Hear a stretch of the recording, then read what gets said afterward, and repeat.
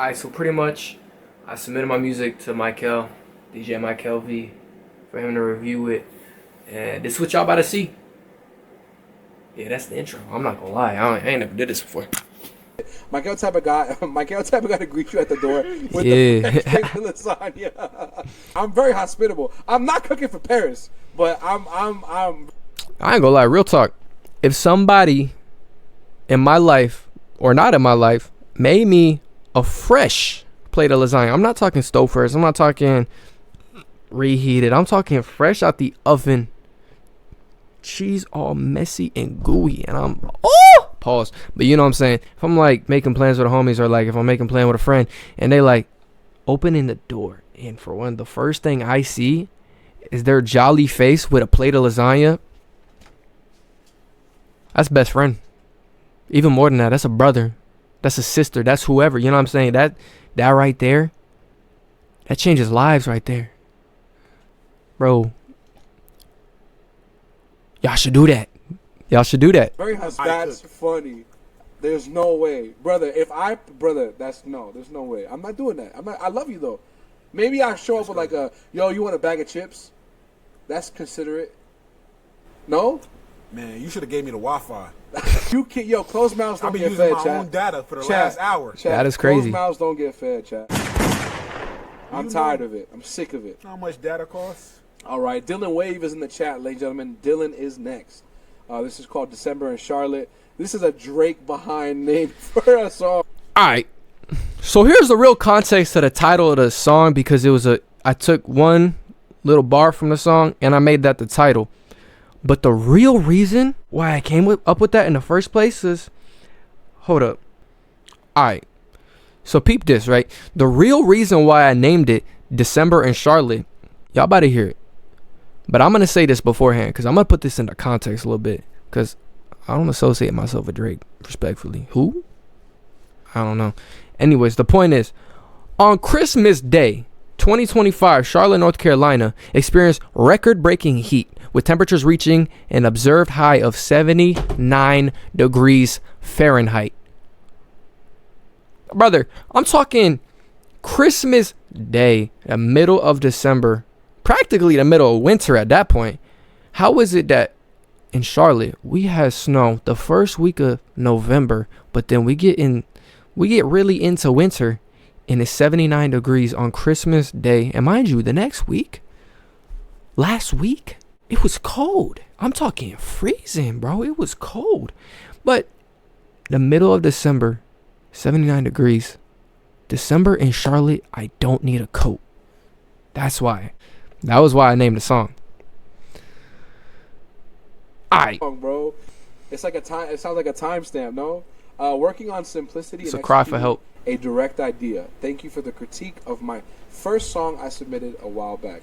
Dylan, I'm grateful. Let's dive into it, chat. I'm running through a wall from Mykael, bro. I sure was hungry. He just ate 57 full Shout out Goku. Really? I lost track around 40. And I am another bowl, please. I think you've had enough for one day. Yeah, you're right. I probably should save room for some dessert. I gotta stay patient and praying for the piece of the pie, no sugar coat. December in Charlotte, don't need a coat. Inside of my mind was bitter coat to write about things I couldn't cope. And I'm sick of the lies I shouldn't hold. Right out of my dreams, I've seen a few things, and trust me, I know that it's difficult. Yeah, trust me, I know that it's difficult. For real.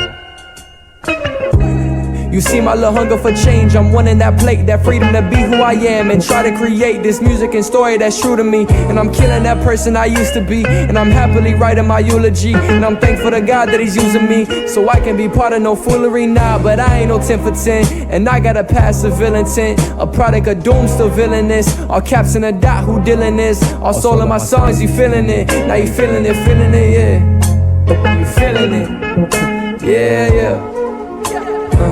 One day I'm performing that holy smoke. I'm taking my fam to a higher note. Can't sell out my dreams, I'm saying no. Ain't living in fear, so saying no. Got light on my mind, not bitter no more. December no coat. December no coat. Reading the lyrics, you lose the emotion. That's my only thing. I'm gonna give him a follow on IG. I'm not gonna give him a gold star. I'm gonna give him a follow on IG. I like that joint. I'm gonna give it 4 out of 5 Scullies. And here's the thing, right? That follow, that's dope. I appreciate that, brother.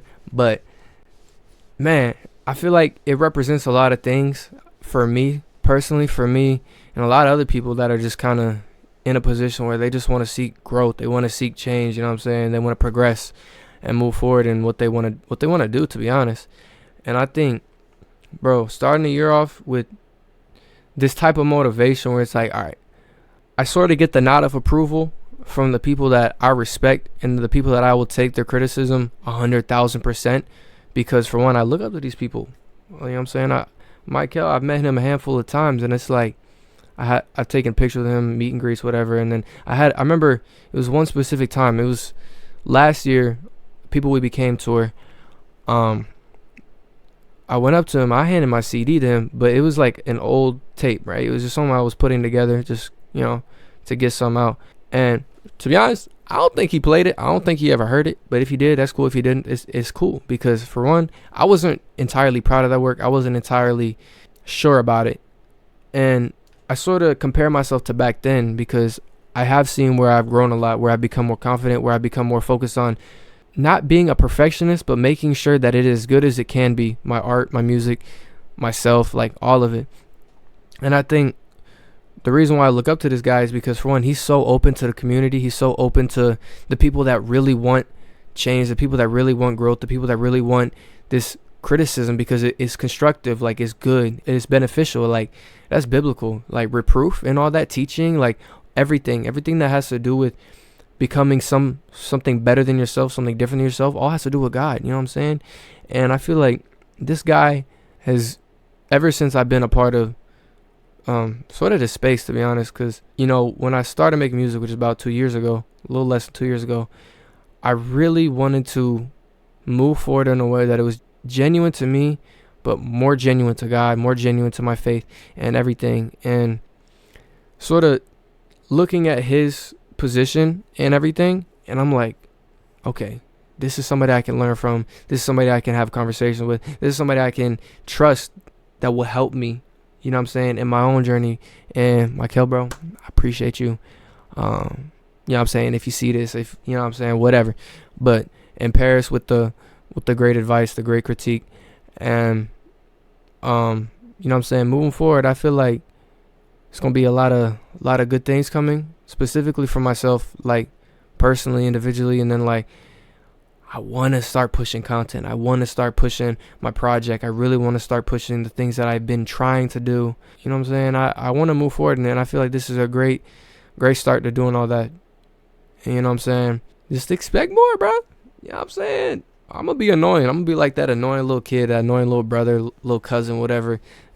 Respectfully, y'all going to keep seeing my face, seeing my name, just because that's just, I'm going to be stubborn like that. I'm going to be out there like that, because I feel like that's what I got to do to sort of like push myself. Because I'm not going to lie, this entire situation, like submitting your music, having people in the audience watching it just as bystanders, and then having somebody at his level, his position, to sort of critique it, view it, you know what I'm saying, it's nerve-wracking. I'm not gonna lie, my heart was thumping. And bro, the moment it played, and the moment it ended, and the moment they said what they said, bro, it felt so free, bro. And I feel like there's a lesson in that, where it's like, no matter what you got going on inside, you confess that, you put that out there, you put that and lay that at God's feet, and so much beautiful things can happen. And hope for the best. You pray for it. You know what I'm saying? You have faith in it. And that's what I did. You know what I'm saying? And I believe that it was worth it. I believe it was, you know what I'm saying, worth the time, effort, and all that. But yeah, man, I'm gonna give it 4 to 5 Scullies. I rock with it, okay? Dylan, you nice though. You got a good tone. Nah, Dylan's nice. Beat selection, if that's your sound, that beat selection as well. Dylan's Man, nice. What's the IG? verses. Chat. You wanna know the IG? Make sure you follow him. It's Dylan DYLN.wave WAV. Less than 1,000 followers. Come on, yo, I'm discovering. I ain't gonna lie, the less than 1K, not that I'm ashamed about it, but I did. Like, that's right there. I was so close to doing that last year. I was pushing out reels, pushing out music promo, pushing out just anything, to be honest. And I was almost there, and then I just stopped cold shoulder that, and then it dropped. Yeah, nah, that 1K is it's about time. It's about time. Talent. Yeah. Stop playing with me, chat. All you gotta do is learn your verse before you record it, because when you learn it, then while you're rapping, It's second nature. It's second nature. Yeah, and you can and you'll get that emotion. The emotion, like, man, that's your verse. See, that's what I'm. But for real though, that right there, that there's good songs, great songs, and then there's those songs that you yourself, when you play it and you listen to it, and you sort of just, you know what I'm saying? You woo-saw that thing, you know what I'm saying? You just, those are the songs that you lock into and you're a part of it, you know what I'm saying? You're moving with the tempo, you're moving with the melody, you're moving with the kicks, the snares, and all that. But on top of that, the lyrics, the delivery, the execution, the emotion, that's what pulls you in. That's why, I mean, some people might say, oh, he sounds like Cole. Oh, he sounds like Dreamville. Oh, he sounds like this. Respectfully, that's what I grew up on. And that's sort of where my music taste evolved from. And so I can see similarities of myself, and I can see J. Cole's influence in it, Dreamville's influence, Kendrick Lamar, etc., no big deal. All these people. Now, for the record, I did not grow up on No Big Deal, but he just made good music, and I listened to it. You know what I'm saying? He's a cool dude. And we got the same name, so, like, shout out Dill. Yeah. Heard, I don't know if y'all are too young. It's Lenny Williams. How old It's a are you, singer. bro? How old are you? Huh? How old are you? I'm 45. No. That's another thing. Bro, the unks, right? I listen to old music. I don't know who Lenny Williams is, respectfully, but, like, I listen to oldies. I'm talking, if I pull up my Spotify playlist right now, boom, right? For one, J Dilla, but then you got these old soul bands, these old soul groups, and all that. This is sort of my taste, bro. I'm not gonna lie. This is like my music taste in a nutshell, in a lot of ways. But I feel like I dibble dabble a lot in older music, for one, because I feel like it just felt more genuine. You know what I'm saying? It's not that today's music isn't genuine. It's just that the sound of it and, like, the delivery of it, it just, I don't know, it gets me in the moment. You know what I'm saying? Like, I don't know what it is. That's why I take from a lot of people that sample. That's why a lot of people love samples, because it's like you take something, you chop it, screw it, twist it, whatever they call it. You know what I'm saying? But more than that, you take something that was already complete, right? You take either that segment or those two segments, or, you know, even a whole song or something, right? You take that sample, you shift it, and you make that story tell your story. Because every song tells a story in some way, shape, or form. But you take the story that it already told, you twist it, you sequence it in a way that it tells your story. It sort of combines and mixes into a way where it's like, whoa, like, I did not hear it that way before. You know what I'm saying? Like, what's a good example? I feel like a great example would be Doomsday, MF Doom. Really popular song, really great song, production-wise, lyrically speaking. Like, the whole sequencing of that song, it just, you know, it's a good song. And the reason it is a good song is, for one, it took that Sade sample, right? You added the drums to it. You added the, you know what I'm saying, the hip-hop to it. But then you rap on it and you tell a completely different thing, right? And then you take that, like I said, you take that one sequence, that chorus, you know, and you let that tell the part of the story, and you let that fill the gaps that you want it to fill. And I feel like that's why Doomsday is just so beautiful, so perfect. I call that a perfect song. I'm not even gonna lie to you. Like, that is a definition of a perfect song to me, if we're talking hip hop standards. But yeah, I mean, samples are great. Being original is great. Dylan, we love it. That joint was tough, bro. Tough. So much. And that was it. I don't know what I'm gonna say for the rest of it though. Low key, y'all want to hear this real quick? Free, y'all just gonna hear this. I don't know. I just started making something.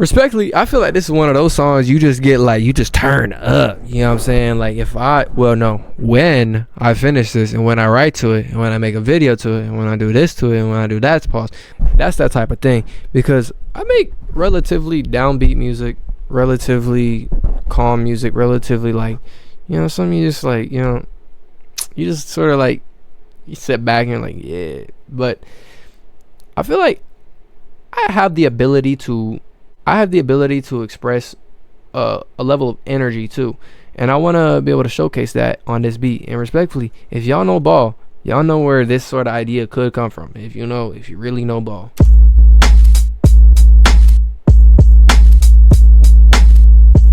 But I'm about to show y'all the reference I was talking about.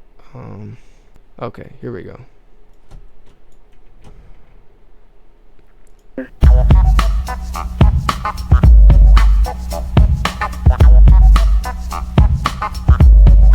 Now, it isn't in the old sort of, it isn't in the retro sort of sound as Tribe, but it is in the same sort of idea, in the same, I imagine myself in that studio with Q-Tip and be like, all right, you did that, now let me try to do it and see how it sounds, like see the difference in how my ear hears it, how my brain processes it, and how you know what I'm saying. I took that and I'm like, all right, here we go. You have the kicks, you have the snare, you have the hi-hats that are sort of just clicking, right? They're not too prominent, but they're not, you know, they're there. And then the sample's different, right? The vibe of the sample is different. But I think about the drums, right? When I produce, I usually think of the drums first. So I think of like what will get my head bopping? Pause. What will get you moving? You know what I'm saying? I think of what will get you going and being a part of the song, being able to connect with the song. And I'm like, boom, that's the rhythm, that's the tempo, that's, you know. So that's where I came up with this.